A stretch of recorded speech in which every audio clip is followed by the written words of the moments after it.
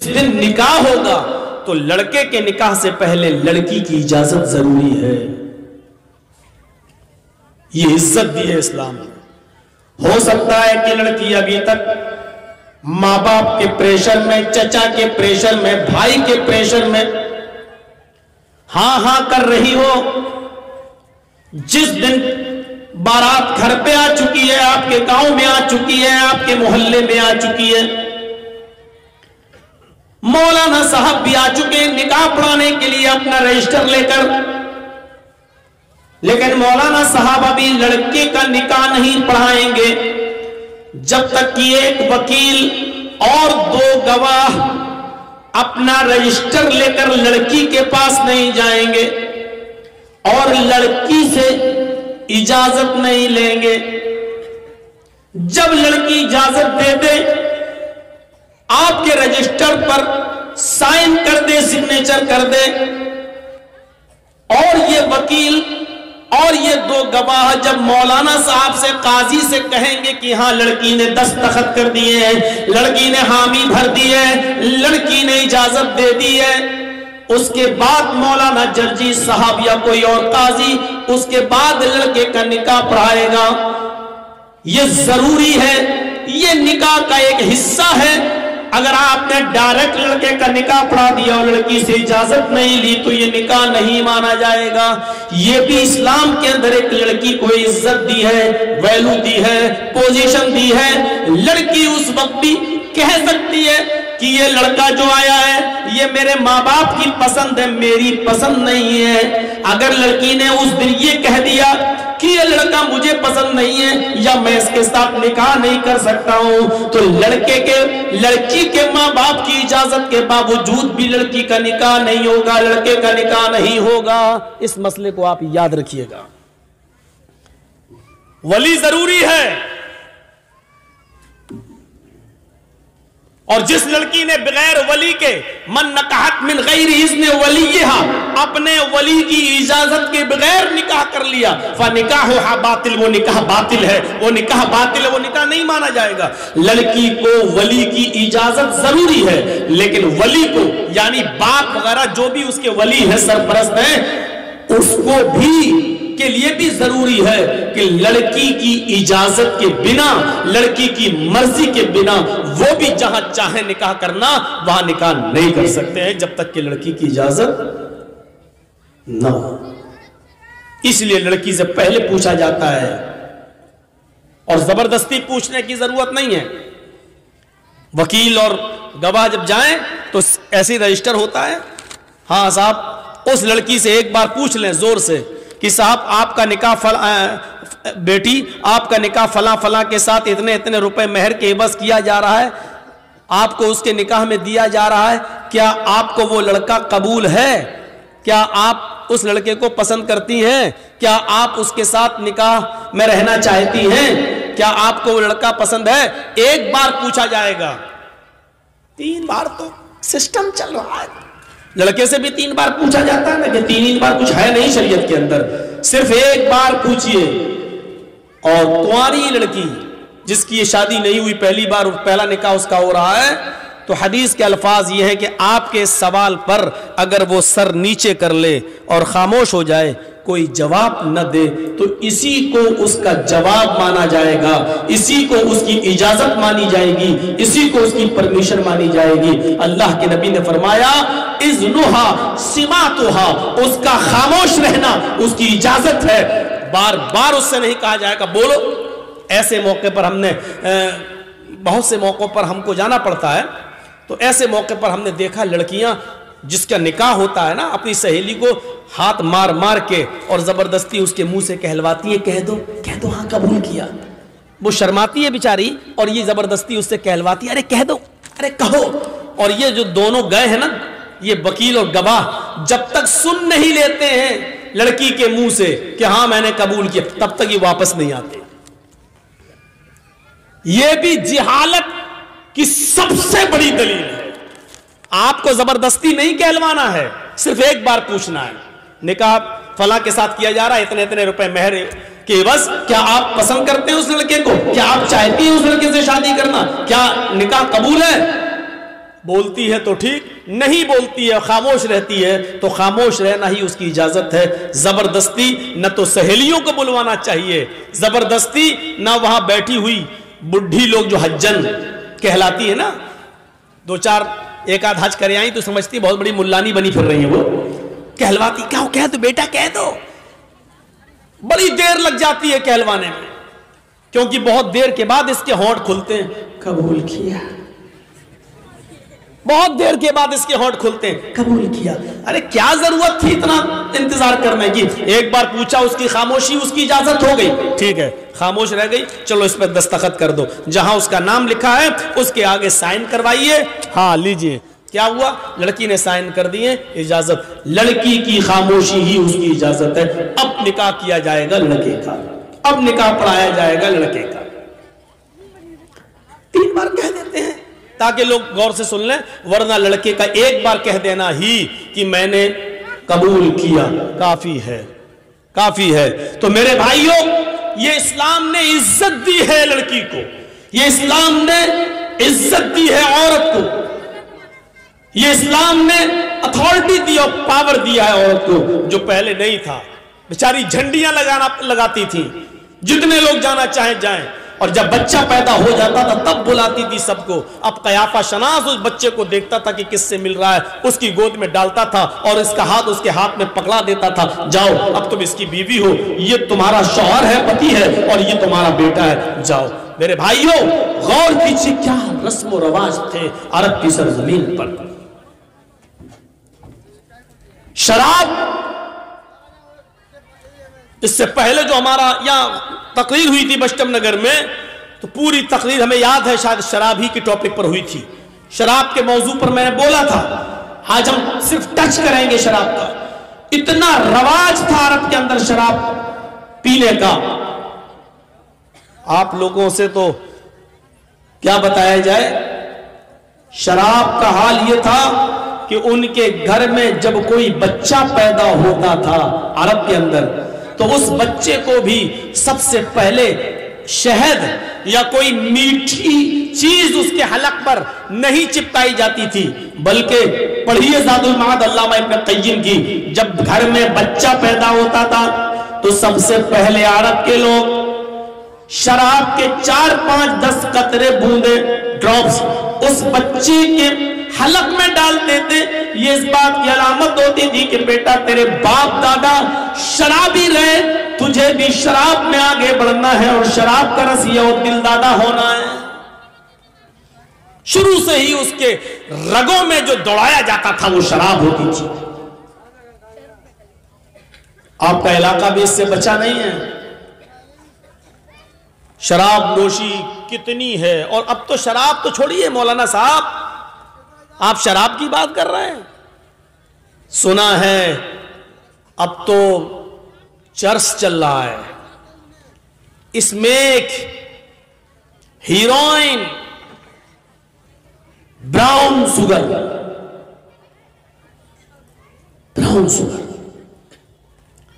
موجودہ حالات یہ بتاتے ہیں کہ اس وقت ہندوستان کے اندر ہر 5 میں 1 شرابی ہے،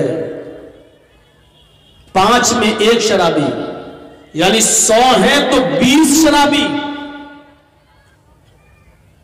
اگر انڈیا کی تعداد 100 ہے تو 20 شرابی، اور آپ تعجب کریں گے ان 20 میں 10 مسلمان، اور 10 میں پوری ہندو بھی، سکھ بھی، جینی بھی، عیسائی بھی، یہودی بھی، بدھسٹ بھی، جینی بھی، یہ 10 میں 20 میں آپ سوچئے 100 میں 20 شرابی ہیں اور 20 میں 10 ٹوٹل مسلمان۔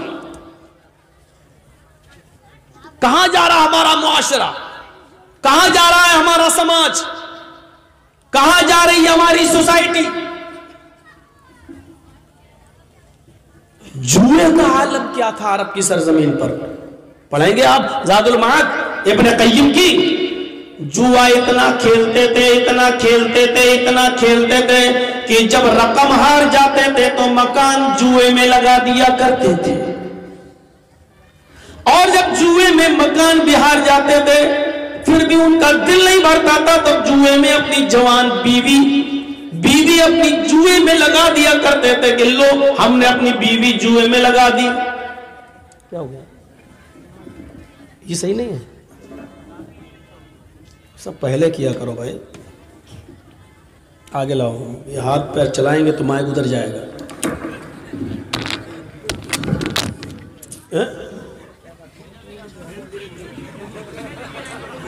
ہم نے تو اونچا کیا وہ ٹوٹ گیا. پہلے ہی سے چپکایا ہوا لایا ہوگا، اتنا کمزور تھوڑی مائک ہوتا ہے. 20 سال سے ہم تقریر کر رہے ہیں، کبھی نہیں ٹوٹا مائک. چلیے ہوتا ہے.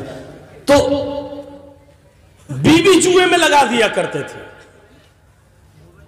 پشٹم نگر والوں اپنے معاشرے کا جائزہ لیجئے گا. میں مانتا ہوں کہ اس حد تک نہ صحیح، لیکن آئی پی ایل میں جوا اور سٹا آپ بھی لگاتے ہو. اللہ کرے کہ یہ بات غلط ہو جو ہم نے سنی ہے. سٹے بازاری کا سب سے بڑا گڑھ ہے کلیا چک. اب ہماری سی آئی ڈی نے تو ہمیں یہی رپورٹ دی ہے، لیکن ہم پھر بھی دعا کرتے ہیں کہ اللہ کرے کہ یہ بات غلط ہو. لیکن اگر صحیح ہے تو ڈرو. پتہ نہیں اللہ رب العالمین کا عذاب کیوں نہیں آ رہا ہمارے اوپر. وجہ کیا ہے؟ کیا سبب ہے کہ اتنا مکاری اور عیاری کرنے کے بعد بھی ہم سرکشت ہیں؟ ہلکی سی ہوا تیز ہوتی تھی، محمد رسول اللہ صلی اللہ علیہ وسلم اپنے گھر سے نکل کر مسجد کی طرف بھاگا کرتے تھے. صحابہ کرام گھروں سے نکل کر مسجد کی طرف جایا کرتے تھے، سجدوں میں گر جایا کرتے تھے، اذانیں دیا کرتے تھے، دعائیں مانگا کرتے تھے کہ اے اللہ کہیں یہ ہوا سخت ہوا میں نہ بدل جائے جیسے قوم عاد اور قوم ثمود کو تو نے تباہ و برباد کیا ہوا سے. اے اللہ کہیں یہ ہوا ہماری تباہی و بربادی کا سبب نہ بن جائے. ہلکا سا آسمان لال ہوا کرتا تھا، نبی اکرم صلی اللہ علیہ وسلم سجدے میں گر جایا کرتے تھے. مسجد کی طرف آپ اور آپ کے صحابہ بھاگا کرتے تھے، دعا کرتے تھے اے اللہ کہیں آسمان ہمارے اوپر آگ کی بارش نہ کر دے، آگ کے انگارے آسمان سے نہ برسنے لگے. ہمارا حال کیا ہے؟ وہ جوئے میں اپنی بیوی لگا دیا کرتے تھے. دولت ہار گئے تو مکان لگا دیا، مکان ہار گئے تو بیوی لگا دی، پھر بھی دل نہ بھرا. 16 17 18 سال کی بیٹی گھر میں اکیلی ہے، ماں جوئے میں ہار چکا ہے، یعنی بیوی جوئے میں ہار چکا ہے، پھر بھی دل نہ بھرا. تو اپنی جوان بیٹی بھی جوئے میں لگا دیا کرتے تھے. یہ عرب کے حالات تھے. ان حالات میں جناب محمد رسول اللہ صلی اللہ علیہ وسلم تشریف لاتے ہیں. ذرا غور کرو میرے پیارے ساتھیوں، ذرا سوچو میرے پیارے بھائیوں. یہ سسٹم آج ہمارے سماج کے اندر بھی موجود ہے.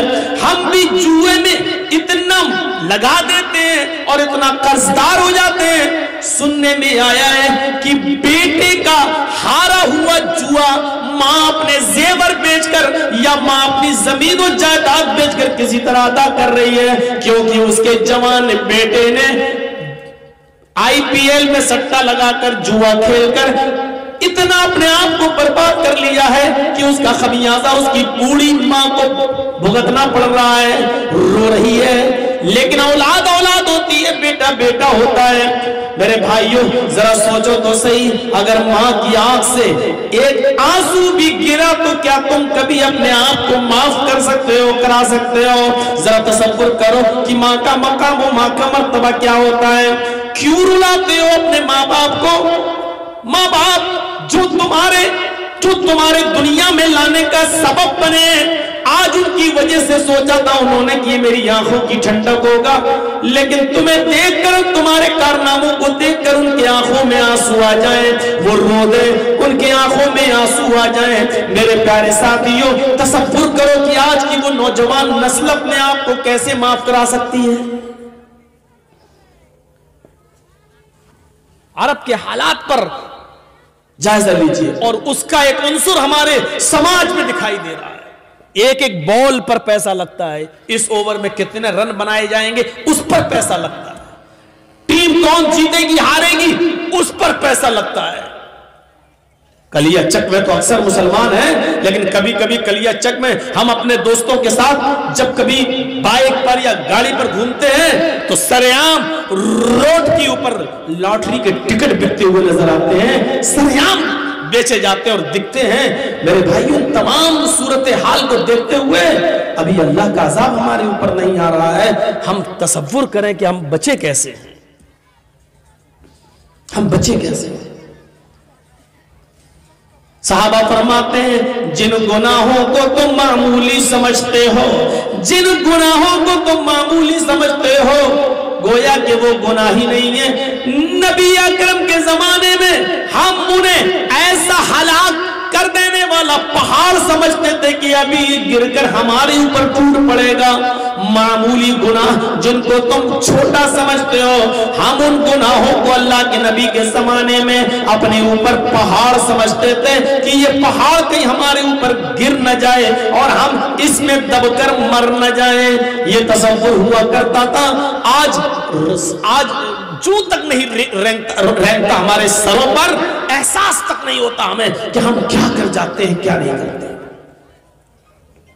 اتنا سب ہم معمولی سمجھتے ہیں یہ گناہ کو، معمولی، شراب معمولی، جبکہ ہم یہ جانتے ہیں کہ شراب جب آدمی پیتا ہے اس وقت وہ مومن نہیں ہوتا۔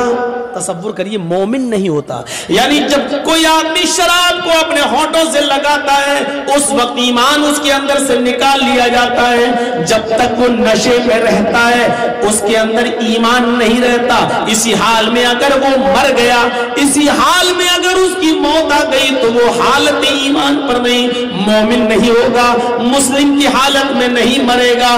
تصور کیجئے یہ کیا چیز ہے، ہم اس کو بہت معمولی سمجھتے ہیں۔